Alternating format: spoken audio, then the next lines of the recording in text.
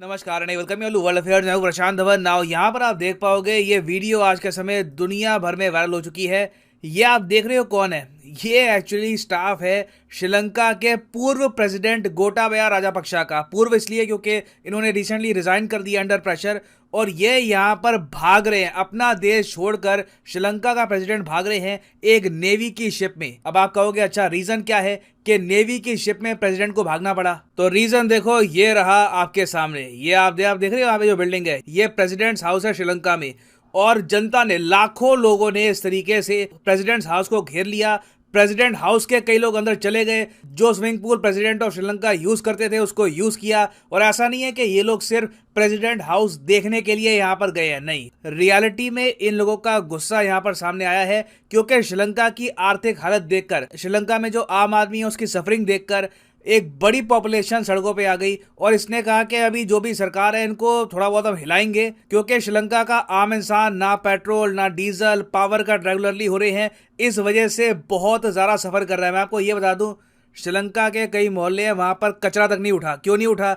कचरा उठाने के लिए जो गाड़ियां आती थी, जो बड़े ट्रक्स आते थे, वो वहां पर पहुंचाएंगे कैसे? ये सुनने में लगता है कि छोटी प्रॉब्लम है, मगर जो लोग सफर कर रहे हैं वहां पर, कि लाइट नहीं है, पेट्रोल डीजल नहीं है, आप कहीं पे ट्रैवल नहीं कर सकते, डॉक्टर के पास जाना है काफी बार, तो लिटरली आपके पास जो गाड़ी है वहां पे पेट्रोल नहीं है, यू आर स्टक। तो ऐसी हालत देखकर लोग फाइनली सड़कों पे आ गए एंड दिस हैपेंड। अब यहाँ पर आप कहोगे श्रीलंका में जो भी हो रहा है इसकी मेन जिम्मेदारी किस पर ठहरानी चाहिए? देखिए, यहाँ पर मैं कहूंगा दो मेजर रीजन आपको दिखेंगे श्रीलंका की हालत के। पहला तो है वेलफेयरिज्म, कि जी लोगों को टैक्स में बड़ी छूट दे दी, लोगों को सब्सिडियां दे दी सिर्फ इलेक्शन जीतने के लिए। श्रीलंका में देखिए बहुत लंबे समय तक, अभी तो देखो आज के समय जो 2022 में हो रहा है ये हम नोटिस कर रहे हैं, ये क्राइसिस का अभी पीक चल रहा है। आप अगर विकिपीडिया में और कोई जो एनसाइक्लोपीडिया है वहां पर चेक करोगे तो जो श्रीलंका में हो रहा है, इसके पेज का टाइटल आपको ये मिलेगा, श्रीलंकन इकोनॉमिक क्राइसिस 2019 से लेकर और अभी भी ये चल रहा है। मोस्ट प्रोबेबली 2023-24 तक भी ये चलेगा आराम से। तो श्रीलंका में आप अगर देखो तो पिछले 5-6 सालों में क्या हुआ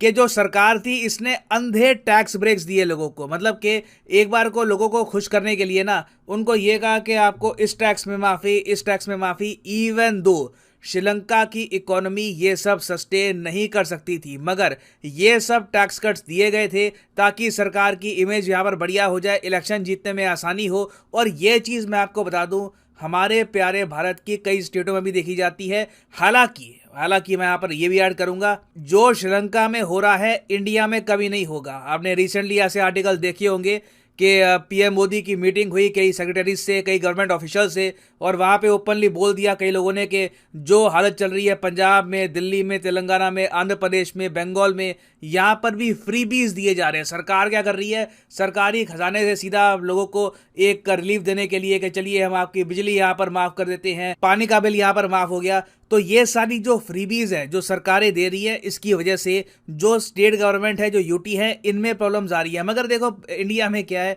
आप जानते हैं, मैं जानता हूं, कल को अगर मान लो किसी भी स्टेट में अगर जो स्टेट गवर्नमेंट है ये बहुत ज़्यादा दिक्कत में आ गई तो केंद्र सरकार बीच में आ जाएगी, प्रेसिडेंट्स रूल लग जाएगा, और जैसे भी करके हम जो भी उनके डेट है उनको संभाल लेंगे। इंडिया में केंद्र सरकार इतनी मजबूत है कि एक बार को स्टेट गवर्नमेंट ये सब कर सकती है, मगर मैं फिर भी ये कहूँगा कि ये हेल्दी नहीं है। क्योंकि देखो जो आज के समय स्टेट में हो रहा है, कल को कोई बड़ी बात नहीं है, आज से कई सालों बाद कोई नेता आ जाए वो सेंटर के लेवल पर बोले कि जी मैं सेंटर के लेवल से आपको दूंगा, फ्रीबी सब्सिडियां दूंगा, जो चाहिए आपको लो, टैक्स कट चाहिए टैक्स कट लो, सिर्फ इलेक्शन जीतने के लिए। फिर मैं आपको बता रहा हूं कि हमारा कंट्री भी आ सकता है प्रॉब्लम में। तो एक तो बड़ा रीजन श्रीलंका की हालत का है, उल्टी सीधी सब्सिडियां, टैक्स में छूट, बेसिकली लोगों को पुचकारने की कोशिश की जा रही थी अपनी इकोनॉमी से खेलकर, उसकी वजह से श्रीलंका को काफी लॉस हुआ है। दूसरा यहाँ पर बड़ा रीजन जो हम बिल्कुल भी इग्नोर नहीं कर सकते, ये है चाइना की डेट ट्रैप डिप्लोमेसी। आज से 5-6 साल पहले आपको याद होगा कि चाइना ने अग्रेसिवली एंगेज करना स्टार्ट कर दिया था पाकिस्तान और श्रीलंका में। पाकिस्तान को यह वादा किया गया कि अभी आप सीपैक बनाइए, अभी सीपैक बस आधा ही बनेगा ना, उसमें ही आप देखोगे इतनी इकोनॉमिक प्रॉस्पेरिटी होगी, आपके यहाँ जो जमीनों के रेट है डबल ट्रिपल हो जाएंगे। पाकिस्तान को काफी सपने दिखाए गए थे, रियलिटी में कुछ नहीं हुआ, पाकिस्तान की आर्थिक हालत बहुत ज्यादा बदतर हो गई। श्रीलंका के साथ भी आप अगर देखो तो हम्बनटोटा पोर्ट, कोलंबो में पोर्ट, बहुत तरीके से चाइना ने उधार दिया श्रीलंका को कि खर्चो ये पैसा, ग्रो करो। दोनों देशों को उम्मीद थी कि बहुत ग्रो करेंगे, मगर दोनों देश बुरी तरीके से डेट ट्रैप डिप्लोमेसी में फंस चुके हैं। और अब इंटरेस्टिंग बात मैं यहाँ पर यह देख रहा हूं, जब दुनिया भर में कई जियोपॉलिटिकल थिंकर, कई थिंक टैंक ओपनली कह रहे हैं कि चाइना की जो डेट ट्रैप डिप्लोमेसी है, इसने एक मेजर रोल प्ले किया है श्रीलंका के इकोनॉमिक क्राइसिस में। चाइना अब कह रहा है देखो श्रीलंका में जो भी हो रहा है ये इनके सेल्फ इन्फ्लिक्टेड वुंड्स हैं, ये चोटें इन्होंने खुद दी है। श्रीलंका के लोगों ने, इनकी सरकार ने ये चोटें खुद अपने पे लगाई हैं। श्रीलंका की जो बैंकरप्सी है वो चाइना के लोन की वजह से नहीं हुई। अब कितनी अजीब बात है, कितनी जरा अजीब बात है। ऐसे मुश्किल समय में जब श्रीलंका के लोग सफर कर रहे हैं, इनकी गवर्नमेंट कंट्रोल नहीं कर पा रही कंट्री को, चाइना का सरकारी मीडिया, ये CGTN चाइना का सरकारी मीडिया है, ये कहता है कि श्रीलंका में जो हो रहा है इसकी जिम्मेदारी ये लोग खुद ही उठाएंगे, हम पे यहाँ पर उंगली मत उठाओ कि हमारी वजह से ये सब हुआ है। मगर मैं कहूँगा चाइना का एक बड़ा रोल है। इवन दो यहाँ पे आप आर्ग्यूमेंट कर सकते हैं क्या चाइना ने श्रीलंका पे प्रेशर डाला कि अभी के अभी मेरा लोन वापस करो, ऐसा तो कुछ हुआ नहीं है।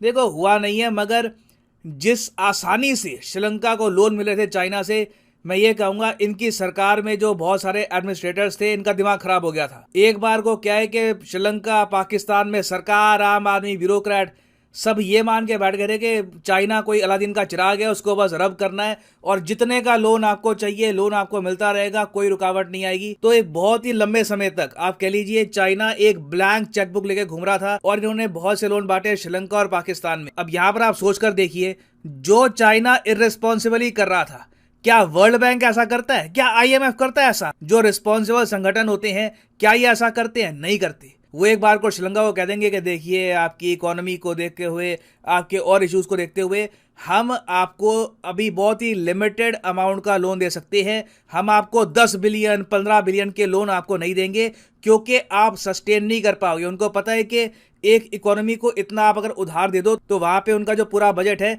उसमें प्रॉब्लम आ जाएगी। तो चाइना की जो इर्रेस्पॉन्सिबल लैंडिंग थी उसकी वजह से भी मैं कहूंगा कि काफी बार तो श्रीलंका के पॉलिटिशियंस को यह लगा कि ठीक है कल को अगर दिक्कत आई तो इनसे और लोन मांग लेंगे, मगर चाइना ने एक बार को आके बिल्कुल अपनी जो ये चेकबुक है बंद कर दी और पीछे हट गए ये लोग और ये कहा कि Sri Lanka is on its own, हम यहाँ पर इतनी हेल्प नहीं करेंगे।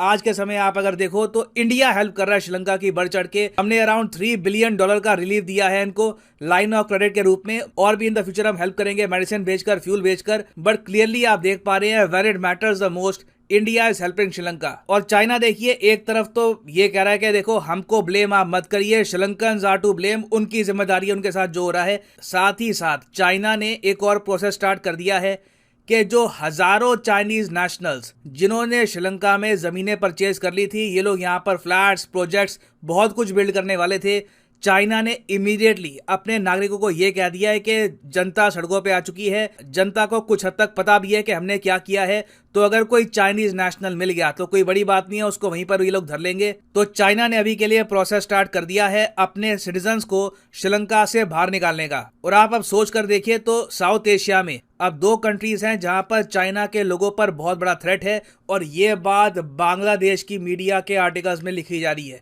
कि चाइना के लोग फंस चुके हैं। साउथ एशिया में जो इनकी एंट्री हो रही थी पाकिस्तान में आपको पता होगा बहुत से चाइनीज नेशनल्स गए, उसके बाद आतंकवादी हमले हुए, फिर हमने देखा है कि कई हजारों चाइनीज नेशनल्स ने रातों रात पाकिस्तान छोड़ा। उन्होंने कहा है कि एक बार को अपने देश में ना आधी सैलरी पे काम कर लूंगा, कम से कम जिंदा तो रहूंगा। तो क्लियरली आप देख सकते हैं कि जो चाइनीज नेशनल्स हैं ये अंडर थ्रेट हैं इन पाकिस्तान एंड श्रीलंका। हालांकि श्रीलंका का थ्रेट और टाइप का है, मगर दोनों देशों में हम देख रहे हैं कि चाइना की इमेज को मैसिव लॉस हुआ है और चाइना अब धीरे धीरे रिट्रीट कर रहा है। और जहां पर एक बार को चाइना को कुछ रिस्पॉन्सिबिलिटी लेनी चाहिए, चाइना पीछे हट रहा है। दूसरी तरफ हम देख रहे हैं कि यूएस और इंडिया एक्टिवली अपनी जो एंगेजमेंट है श्रीलंका में बढ़ा रहे हैं।